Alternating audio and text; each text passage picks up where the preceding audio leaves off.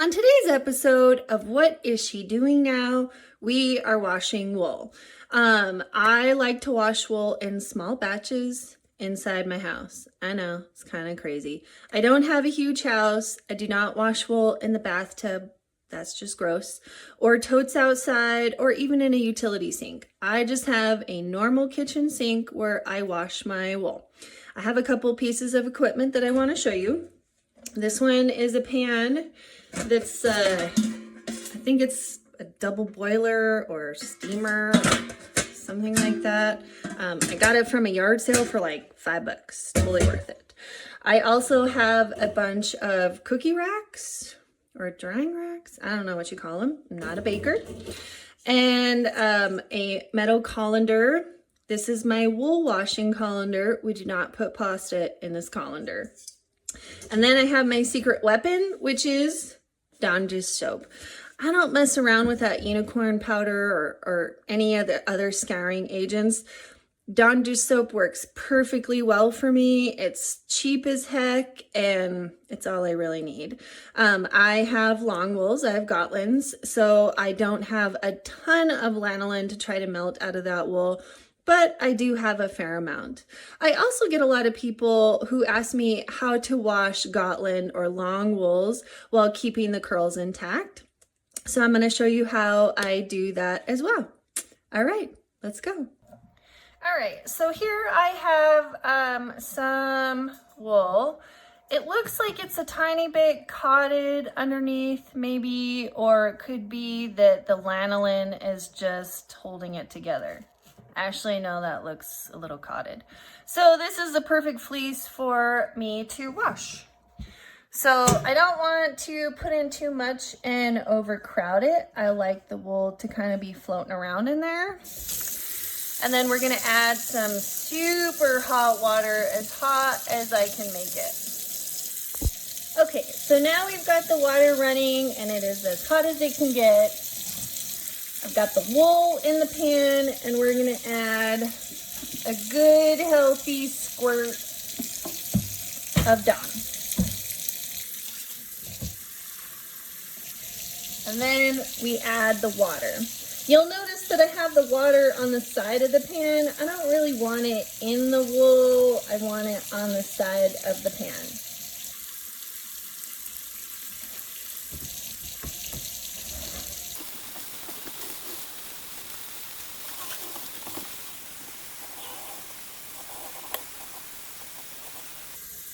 You also want to use something to stir it with that you don't use with food.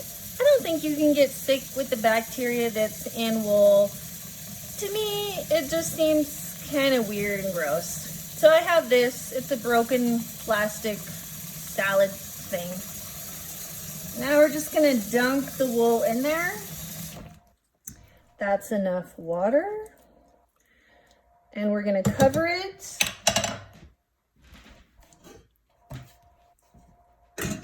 And let it sit. So fun fact, our water heater is turned up as high as it can possibly go. So the water that comes out of the faucet, I think we checked it and it was like 145 degrees. And my husband tells me all the time that he's going to turn the temperature down on the hot water heater because everybody burns their hands.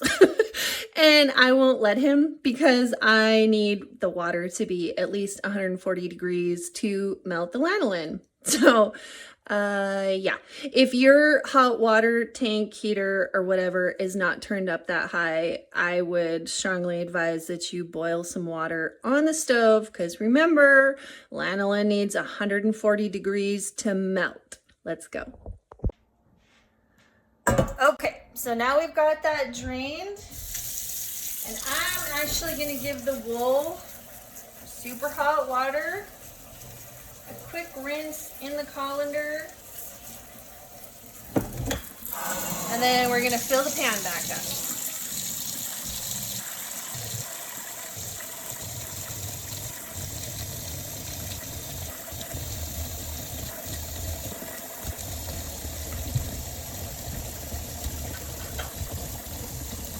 And you'll see, even in the to rinse, I use blazing hot water. I want every opportunity for that lanolin to get out of the wool as possible.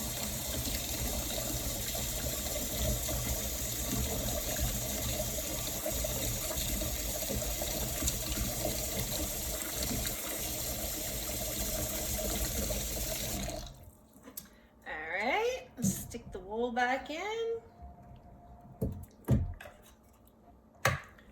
Give it a little dunk.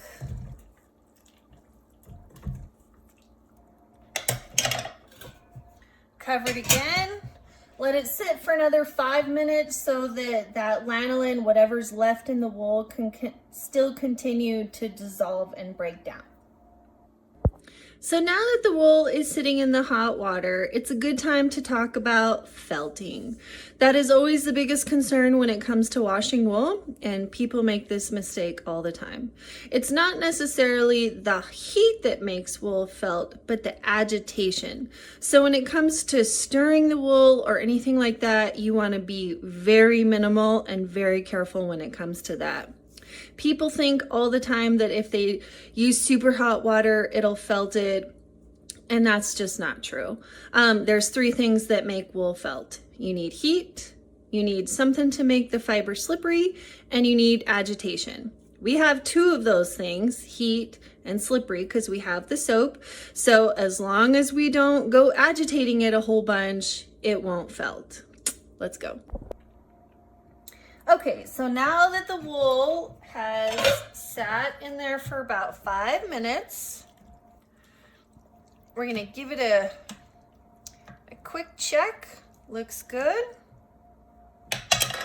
Again, lift it out, let it drain.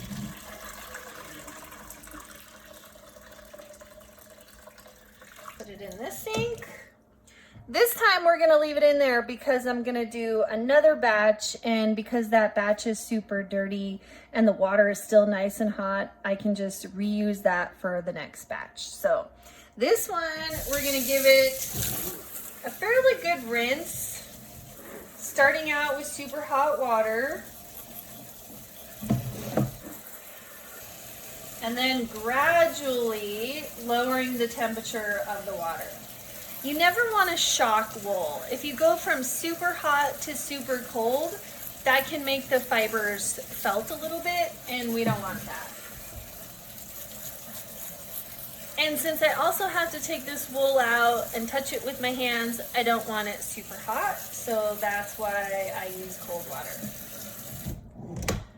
Okay, we're gonna let it sit and drain, tip it up a little bit, let it drain. And then get my cookie sheets ready. Okay, now that the wool has drained a little bit, I'm gonna get my cookie sheet and my wool. I'm gonna take it out of the colander. Give it a quick, somewhat gentle squeeze. And then we'll put it on the cookie sheet.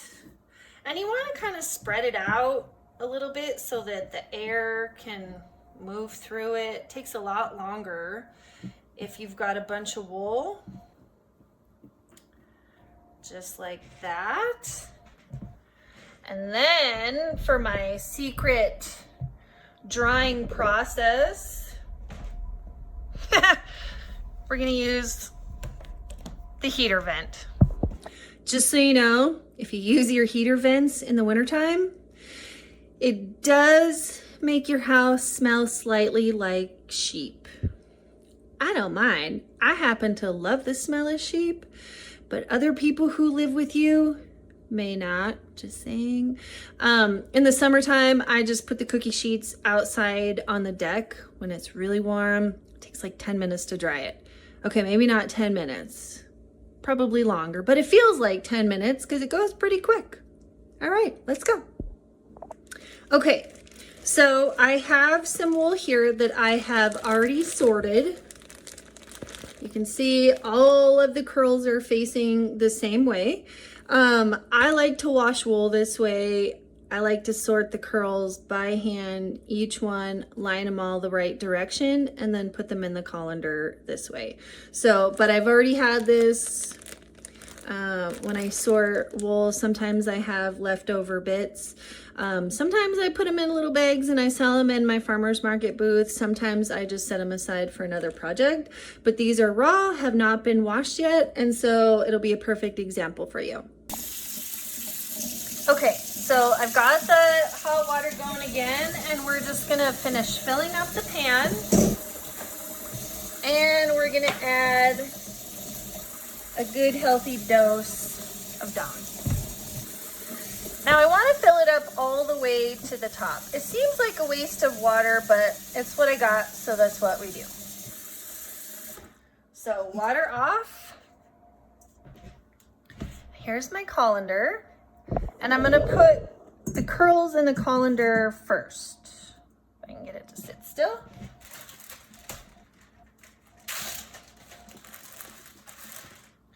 So when I grab the wool, I want to make sure that I keep the curls going all in the same direction.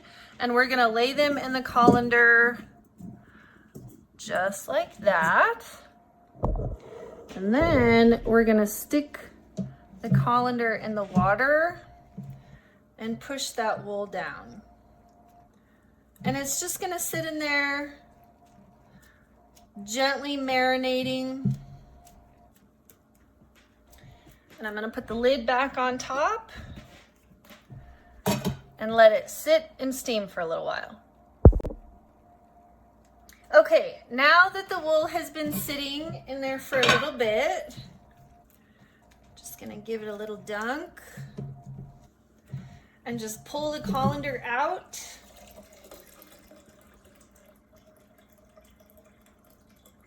And you'll see just how nasty that water is. I'm gonna put it in the other sink. I'm gonna take this outside, give it a dunk, give it a dump, and then we'll fill it back up with clean water and then give those curls a rinse. Okay, now that I've dumped it out, there's still some gross water in there, so I'm gonna give it a quick rinse, and then we're gonna fill it back up, put the wool back in.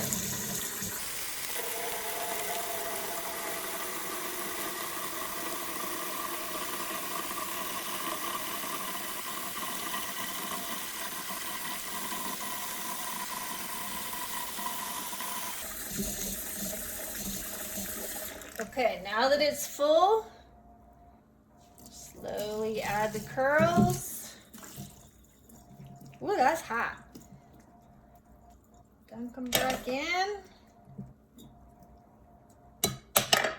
And we're gonna cover it and let it sit for another 5 or 10 minutes or so. Okay, now that the wool has been sitting for a little bit, I'm gonna pull the wool out. Oh, it's not too bad. We're gonna put it over here, and I just like to give it a quick rinse just to get some of that dirty water and some of that leftover lanolin in there. And then again, gradually cool it off.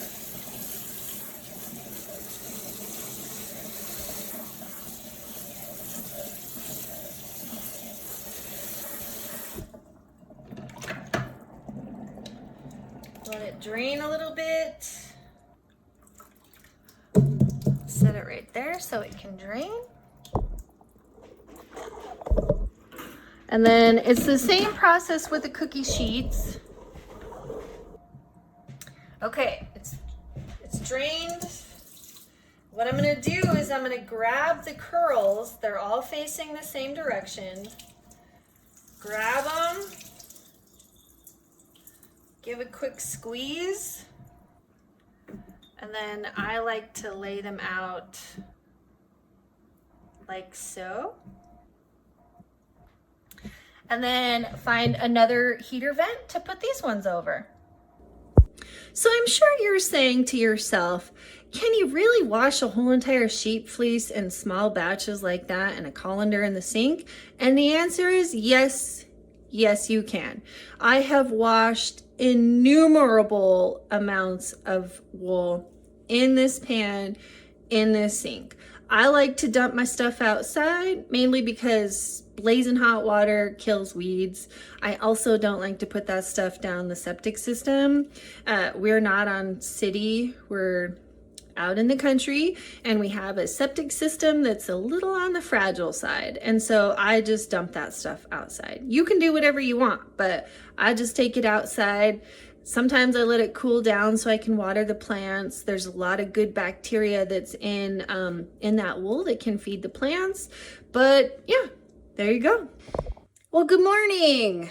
Well, so here we are. We've had the wool sitting on the heater vents for about 24 hours, which is a lot longer than they actually needed. I just left them on there overnight, but I wanted to show you what we ended up with. Let's go.